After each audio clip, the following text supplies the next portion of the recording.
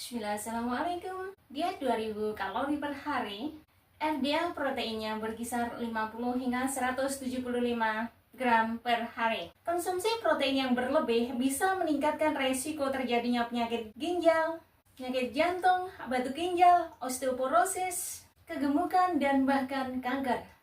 Pilihlah dairy produk yang tidak berpemanis. Pilihlah susu gandum, susu almond, susu kedelai. Jika kalian adalah penderita laktosa intolerans, hati susu kedelai pada orang tertentu bisa menimbulkan gangguan tiroid. Tingginya kadar nitrosamin pada daging olahan bisa memicu terjadinya kanker. Bagaimana dengan daging merah dan makanan yang diasap? Simak informasi lengkapnya pada video berikut.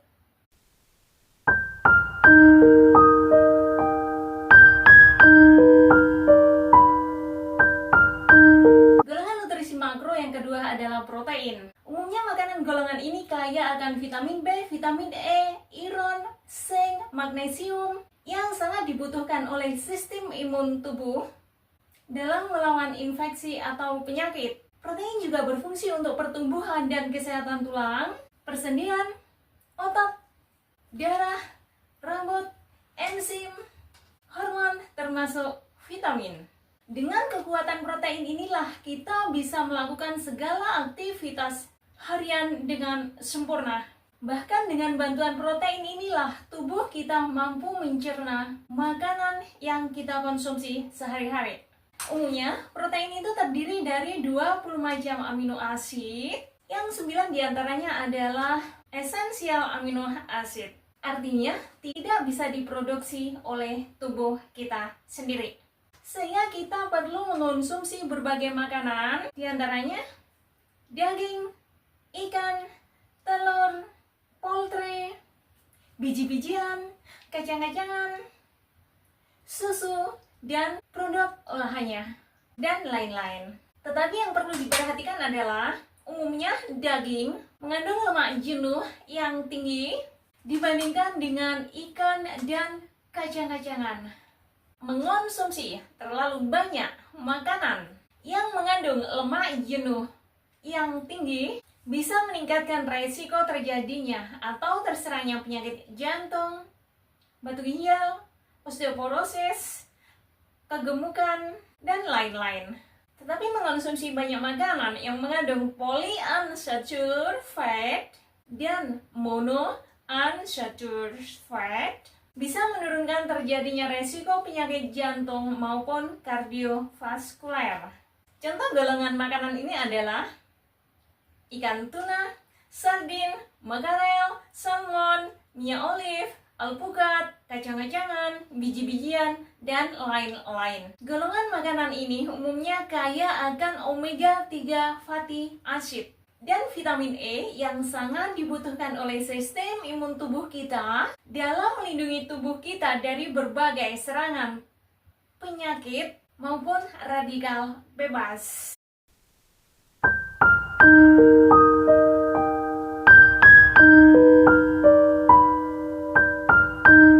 Tetapi yang perlu diingat adalah, umumnya protein hewani itu memiliki kandungan asam amino yang lebih kompleks dibandingkan dengan protein nabati. Maka cara smart dalam menyiasati agar kita tetap mendapatkan asam amino yang kompleks tetapi bebas lemak dan kolesterol adalah, jika kalian mengonsumsi daging, maka buanglah lemak atau kulitnya sebelum kalian makan. Sementara jika kalian mengonsumsi makanan nabati, usahakan untuk mencampurnya dengan berbagai jenis makanan. Contohnya, biji-bijian dan kacang-kacangan. Karena masing-masing sumber makanan ini memiliki kandungan nutrisi yang berbeda pula. Pada diet 2000 kalori per hari, asupan protein yang direkomendasikan adalah 200 hingga 700 kalori dari protein, atau berkisar antara 50 hingga 175 gram protein per hari. Contohnya, 1 gelas susu segar mengandung kurang lebih 8 hingga 10 gram protein dengan asumsi setiap 28 ml susu segar mengandung 1 protein. 2 butir telur mengandung kurang lebih 12 gram protein. 3. 1 sendok makan selai kacang atau biasa dikenal dengan peanut butter mengandung kurang lebih 4 gram protein. Keempat, 1/4 cangkir kecil kacang merah yang sudah masak dengan berat kurang lebih 40 hingga 50 gram mengandung kurang lebih 7 gram protein. Kelima, dalam 100 hingga 125 gram keju mengandung kurang lebih 14 hingga 15 gram protein. Keenam, 25 butir almond yang sudah masak mengandung kurang lebih 7 gram protein. 100 gram ikan salmon mengandung 23 gram protein, yang artinya dari ketujuh makanan tersebut mengandung kurang lebih 72 hingga 78 gram protein. Tetapi kebutuhan protein seseorang tersebut bisa meningkat seiring dengan level aktivitas hariannya.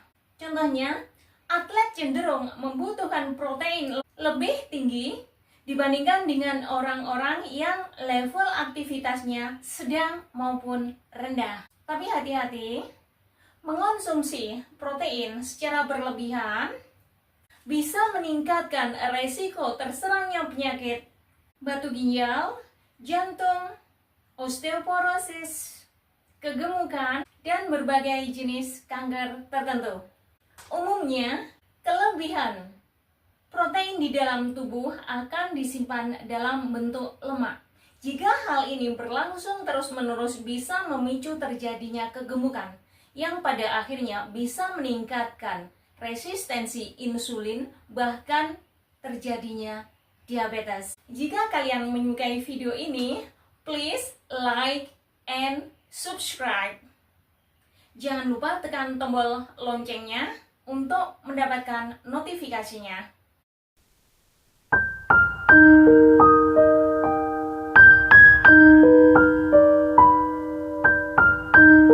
Pada saat kalian mengonsumsi dairy product, contohnya yogurt, pilihlah yang tidak berpemanis atau yang umum dikenal dengan plain. Usahakan untuk mengurangi konsumsi keju, baik itu keju yang lunak maupun padat atau keras. Yang insya Allah mengenai mengapa dan alasannya akan saya jelaskan pada topik video yang lain. Nantikan kehadirannya. Jika kalian laktosa intolerance, konsumsilah susu yang bebas laktosa. Tetapi jika kalian tidak mampu mengonsumsi berbagai jenis dairy product, cobalah untuk mengonsumsi susu almond, susu beras, susu kedelai, susu gandum, dan lain-lain.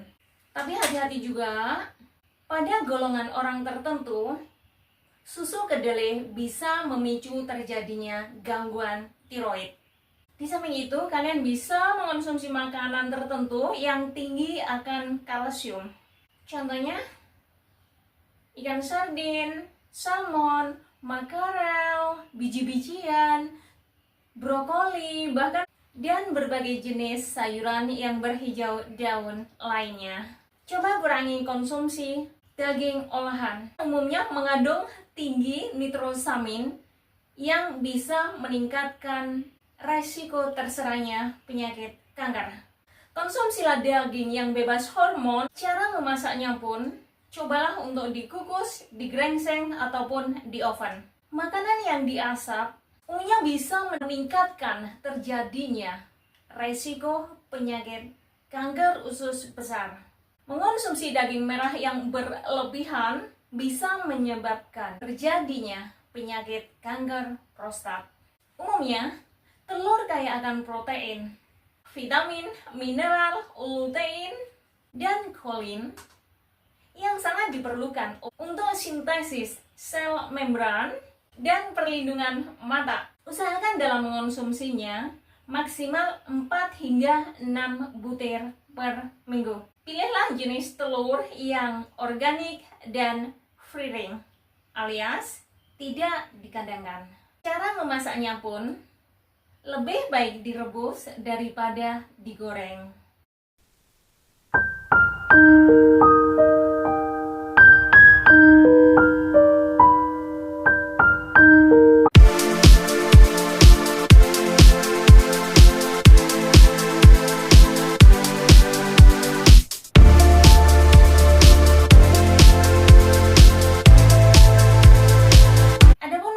Dari olahraga yang saya contohkan ini adalah untuk mengencangkan otot pinggang, payudara, dan kaki, melancarkan peredaran darah ke seluruh tubuh, mempercepat laju metabolisme, untuk meninggikan badan, bisa meningkatkan hormon kesenangan ataupun kebahagiaan, serta menjaga tubuh dalam kondisi yang fit. Video seru yang lainnya ada di sini.